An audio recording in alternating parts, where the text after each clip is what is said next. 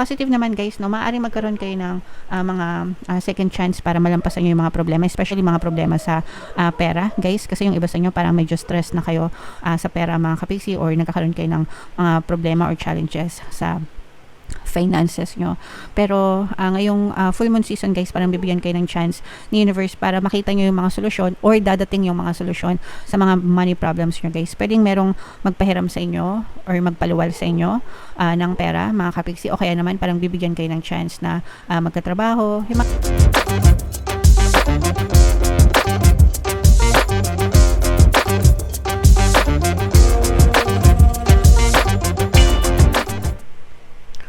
Hello guys, hello Sagittarius, welcome back to Pinay Pixie Tarot. Ang pamagat ng episode natin for tonight is full moon kapalaran para ngayong April to May para sa Sagittarius, Sun, Moon, Rising, Sign, and Venus. Yung full moon natin guys ngayong April ay sa April 12, tapos yung next na full moon naman natin guys is sa May 12 mga kapiksi. So ang reading na to ay para sa period na yan guys. And ang pamagat ng ating full moon ay pink moon mga kapiksi. So ito yung ating moon message para sa inyo guys. Napakaganda. Communication is key, no? Sa lahat ng aspeto ng buhay natin mga kapiksi, kailangan talaga magkaroon ng maayos and magandang communication. Yan yung susi para sa maayos na relasyon mga kapiksi. Kahit anong klaseng relasyon pa yan guys. Trabaho, negosyo, sa romantic relationship, sa pamilya, 'di ba? Sa eskwela, lahat na mga kapiksi, no? Importante yung pagkakaroon ng maayos na communication. So, yung maayos na communication yan, two ways yan mga kapiksi, yung sa side mo at saka yung sa side ng kabila. So, make sure na sa side mo, sinasabi mo kung ano talaga yung nais mong sabihin sa kanila and ipaintindi ng maayos. And kailangan marunong rin kayong makinig dun naman sa kabilang side. Mga kapiksi, intindihin nyo din kung ano yung gusto nilang sabihin or mensahe nila para sa inyo, tapos you meet halfway, no? Kailangan magtagpo kayo sa gitna mga kapiksi. Okay? Alright. So, attune to the moon guys, write a list of all the people you love most and see if you're prioritizing them. So, sa mga contacts natin guys, diba lahat naman ng tao may cellphone na ngayon. Sa mga cellphone nyo, may mga contacts yan guys, no? So, yeah, tingnan nyo, isa-isa nyo yung mga contacts nyo and check nyo kung pinapriority nyo ba sila sa buhay nyo mga kapiksi. Okay? Time to tell someone how you feel, kung ano yung nararamdaman nyo mga kapiksi, no? Express them mga kapiksi. Okay? Express nyo ng maayos. Express nyo ng malinaw dun sa ibang tao guys. Okay? And don't be all in your head and not in your heart. Yung puso naman at isip mga kapiksi, dapat balance, no? Hindi pwedeng puro isip lang, hindi pwedeng puro puso lang. So, dapat balance mga kapiksi. Meron puso at meron ding isip. Guys, okay? Someone is flirting with you. Have you noticed? So, okay lang yan kung sa mga single guys, no? Flirt lang sa mga single and available. Pero kung kayo ay in a relationship na mga kapiksi, kahit anong klaseng in a relationship pa, tigilan na. Para walang sakit ng ulo guys, okay? And read more books mga kapiksi. Basa-basa. Guys, para marami tayong matutunan, may mga mapupulot din tayong aral sa mga nababasa natin guys, okay?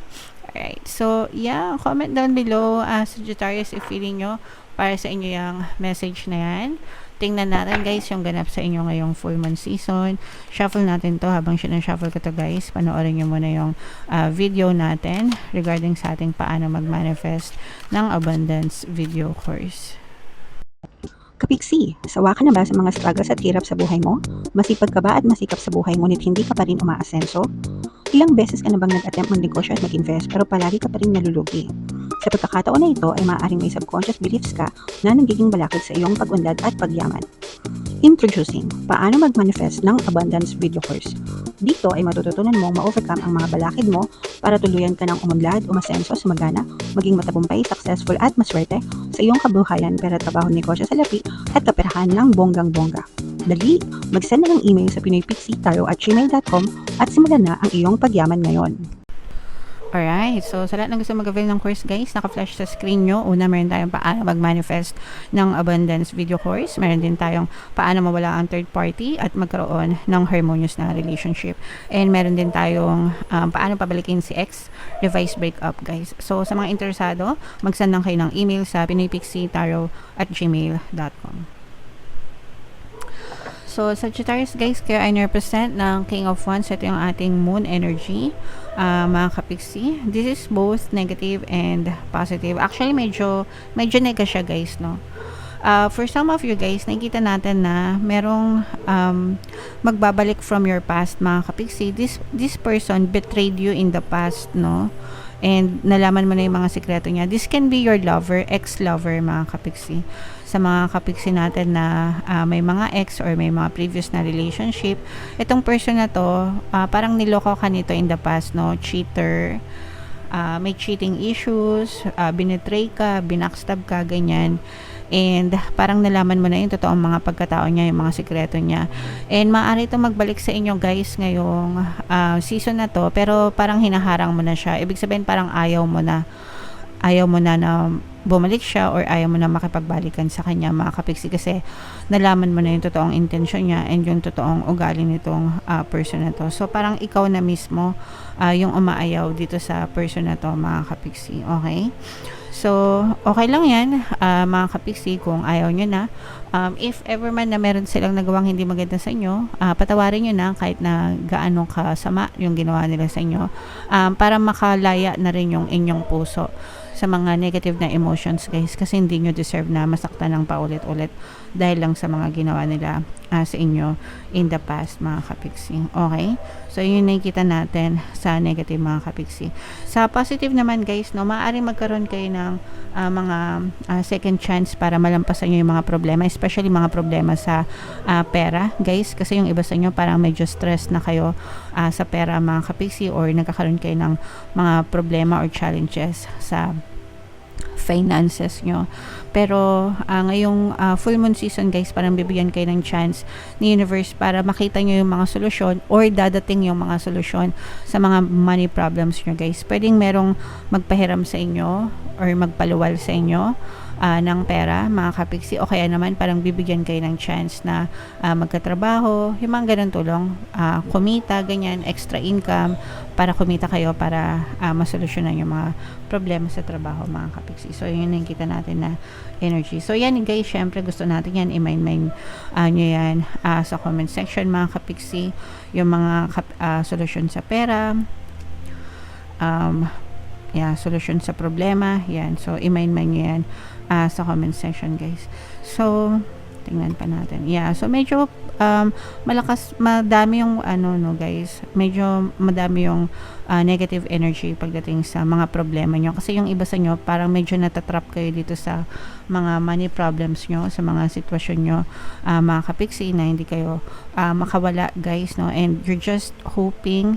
Pero eto guys, no, wishful thinking ito, mga kapiksi. Pero kahit na sabihin wishful thinking yan, kapag kayo ay nag-persist, malalampasan nyo rin itong mga problema na to. Pero for now kasi guys, masyadong malakas yung energy ng mga problema. Ibig sabihin, nakafocus most of you, Sagittarius, if not all. Syempre, hindi naman lahat, no, para parehas. Pero yung iba sa nyo guys, talaga medyo problemado kayo sa buhay, and parang feeling nyo na stuck na kayo dyan sa mga problema nyo. So,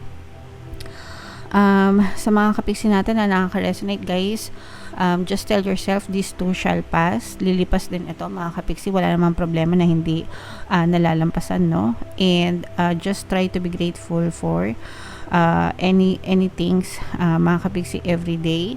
Magpasalamat kayo sa mga biyaya kahit gaano kaliit, mga kapiksi. And the more na nagtithank you kayo, nasi-shift yung energy nyo into gratitude, mga kapiksi. Unti-unti ding mababawasan ito mga problema nyo sa pera guys.